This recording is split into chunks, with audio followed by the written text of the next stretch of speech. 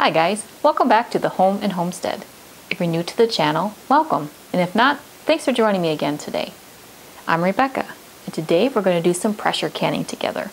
We're going to make some roasted tomato soup, and I'll be using some frozen tomatoes, which is a great way to store your tomatoes in the fall or throughout the growing season. Then they'll be ready to take out and thaw and use for recipes whenever you have enough volume tomatoes for a particular project or when you have the time to do it. So I'll be using up the last of my frozen tomatoes to make the roasted tomato soup, which will be wonderful throughout the colder months to make a delicious meal, especially with some grilled cheese sandwiches. So let's head to the kitchen and make our roasted tomato soup that we'll pressure can today. So the first thing that I did was I measured out 8 pounds of tomatoes, and then I cored them and cut them in half. And if the tomato was really large, I cut them into quarters, and I placed them onto some rimmed baking pans, cut side up. Then I sprinkled 2 tablespoons of a canning salt over all of the tomatoes, and then 1 teaspoon of a ground black pepper over all of the tomatoes. And then I roasted them in the oven at 375 degrees for about 45 minutes. And that allowed the tomatoes to get a nice caramelized color, and it'll add a nice intense tomato flavor for our roasted tomato soup. So now while these tomatoes are cooling, let's work on the rest of the soup. So the inspiration for today's roasted tomato soup recipe can be found in the all-new Ball Book of Canning and Preserving on page 287. So here on the cooktop I have my 8-quart Dutch oven. You can use also a Nesco roaster oven as well if you like to free up your cooktop. So I'm going to heat the pan up to medium-high heat, and I'll add a tablespoon or 2 of avocado oil.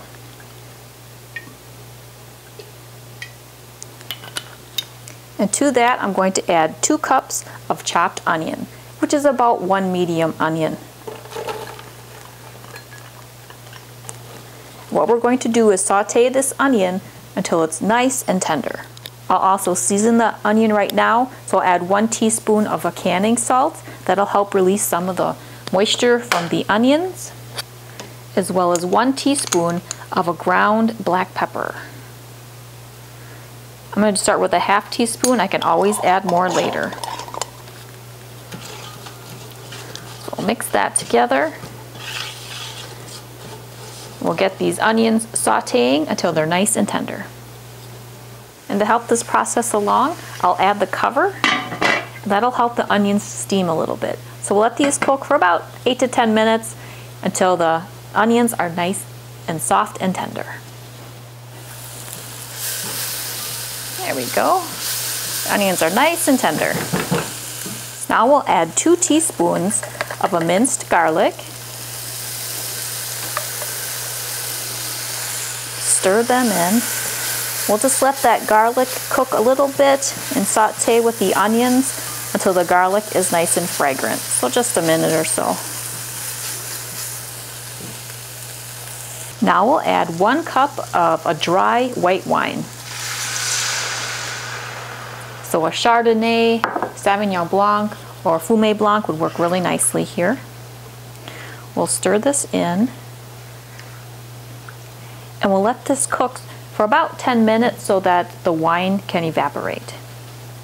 So now we're going to prepare our tomatoes while the wine is cooking off in our onion mixture. So I'll be using my hand food mill. You could also use a Saucemaster food mill or the food mill attachment for your KitchenAid stand mixer. This particular hand food mill has a fine, medium, and coarse. I'll be using the medium blade plate. So inside of the food mill there are 3 grooves, and they line up with the little raised areas on the plate. So you'll just set that into the grooves and press down, and now it's secure. So this has these little legs that fold under for storage, but you can pull them out, and then it rests on a bowl or a measuring cup like I have here for when you're doing your food mill project. So now to attach the masher portion, it has a little post, and there's a hole in the bottom of your food mill. So you put that post down in that hole, and then this little bar across, there's a little tab and a hole. You line that up, and then pull this black tab, push it under that side, and then push that black tab out, and now that little bar is secure for your masher. So we'll put this on top of our bowl, and now we're ready to start preparing our tomatoes. So now you just simply put your cooled tomato into your food mill and turn it through, and that'll mash your tomatoes, remove the peels and the skins. If you find it's too fine and you're not getting enough of your tomato meat out, you can certainly remove this and put the coarse one in. If you don't have a food mill, you could just take and remove the skins and add them into your bowl. We'll be using an immersion blender, so you certainly can do that because we'll be pureeing it nicely for a soup texture later on. The important thing is to remove the tomato skin.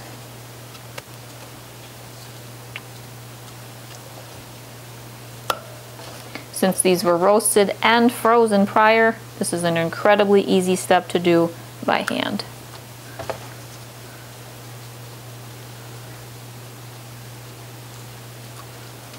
So I'll continue to remove the skins from these roasted tomatoes, and then we'll head back to the stove top and finish preparing our roasted tomato soup and get it ready for pressure canning. All right, our roasted tomatoes are all prepared and our wine has cooked off. So now what we're going to do is add 4 cups of a chicken or vegetable stock.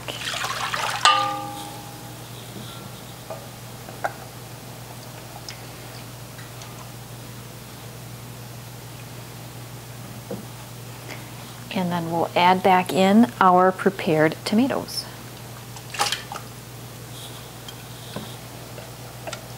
We'll stir them in. The recipe that I'm following also suggests adding basil.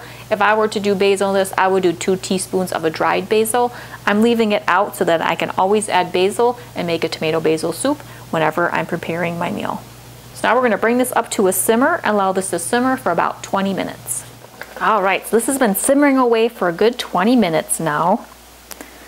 So now what we're going to do is take our immersion blender and we're going to puree this until we get to the texture and consistency that we want for our roasted tomato soup.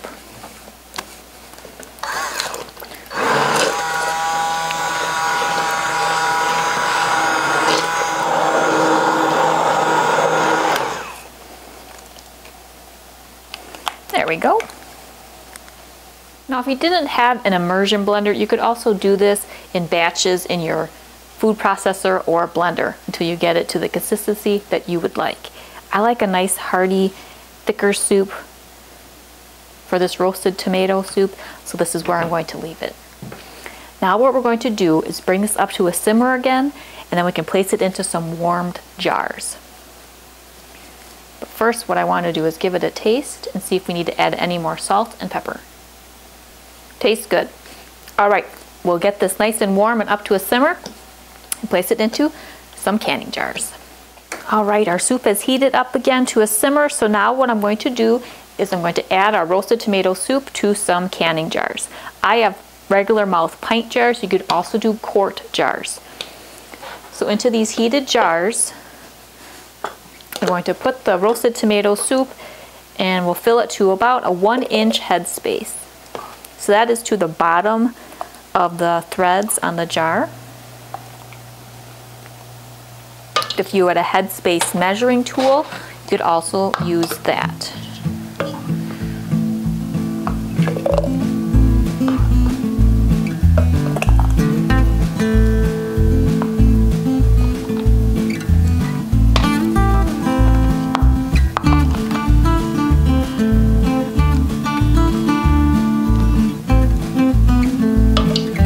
For using the headspace measuring tool on the Ball or NorPro Essentials canning kits, it has a tool, and on one end is a bubble removal tool and the other end is a headspace measuring tool.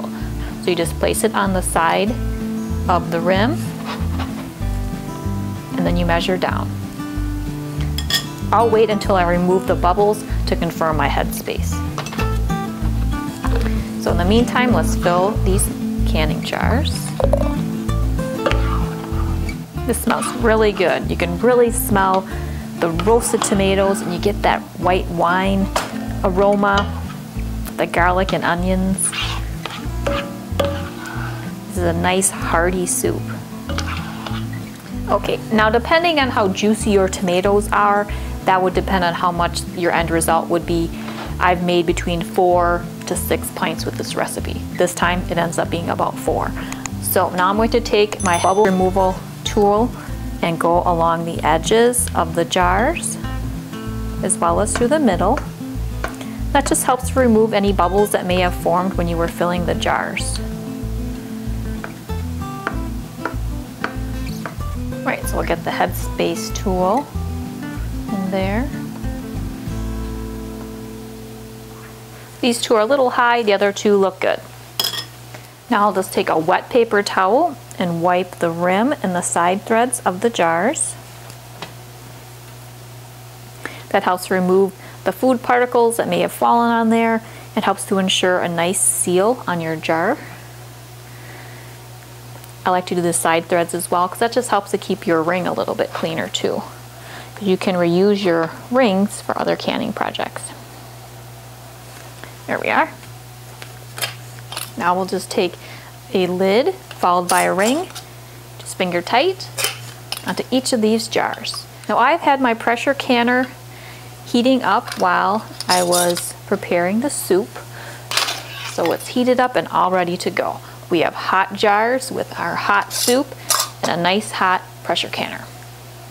So we'll add these to the pressure canner and process them. Okay, so we have our pressure canner here. It is on a side burner and it's all heated and ready to go. So inside of my pressure canner, I have the designated amount of water that the manufacturer recommends for my particular model. And on the bottom of there, I have a jar rack which came with the pressure canner. That way the jars do not sit directly on the bottom of the canner. So now we're going to place our prepared jars into the canner on the jar rack. And again, we're doing pints. So we'll place them in there. Now we can add the lid. So what you want to do is just place the lid on, and there's arrows on the lid here and on the handle. You'll just slightly depress it and slide it over so that the handles line up evenly with each other on the side. Now what we're going to do is let the pressure canner come up to pressure. And what we'll look for is that steam will come out at a consistent stream out of this little pipe here. And once that happens, we're going to set a timer for 10 minutes. So the steam will be coming out of here consistently for 10 minutes. Now I have a weight style pressure canner, so I'll be using a 10 psi weight. So after that 10-minute time elapses, I'll put my 10 psi weight on. Now the psi may need to be adjusted based on the altitude of where you live. And what I mean by that is based on your altitude in feet on the column on the left, you may need to adjust the weight or dial gauge style setting for this project. And that's just something to be mindful whenever you're canning. Now, if you have the dial style pressure canner, which has a little round dial on top with numbers on it, then you'd be shooting for 11 psi for the processing. For the weight style canner that I have, when excess pressure happens, the little weight gauge on top spins around and some steam shoots out, and that helps to keep the pressure setting to the 10 psi that I designate by the weight. If you have a dial style pressure canner, then you may need to turn your burner up or down in order to maintain the proper psi during your canning processing. So now we'll let our canner come up to pressure and watch for that consistent stream of steam to come out of this little top valve. Alright, so the steam has been coming out for 10 minutes consistently at this valve on top. It's kind of hard to see on the camera, but you can see little drips of water going down off the side. So now I'm going to add my weighted gauge.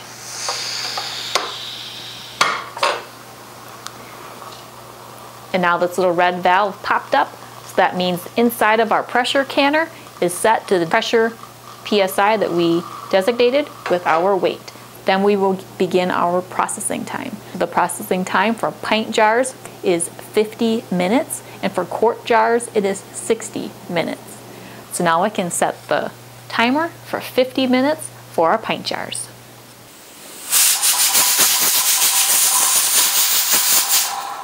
Alright, so I just wanted to show you how the weight style pressure canner releases the excess steam in order to maintain the PSI that you set by the weight.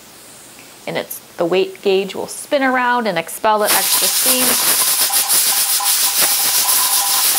And that helps keep it to the PSI you want. So now our processing time has finished, so I'm going to turn off the burner and we'll let the pressure canner cool down and come down from pressure. We'll know when it reaches that point when this red tab here falls flush with the handle. So now we'll let the pressure canner cool and come down in pressure. Alright, so the pressure has released. This little red tab is fallen flat with the handle. And the gauge, when I touch it, no steam or anything spurts out, so I know it's safe to remove. So now we'll just twist the lid slightly and lift up away from your face. You can place it on a towel. So now we'll let the jars sit in the canner for about 5 to 10 minutes, and then I'll transfer them to a towel or a pad so they can cool and seal over the next 12 to 24 hours. But before that, we'll take a peek at our final product together. Alright guys, here we have our homemade roasted tomato soup that we pressure canned together.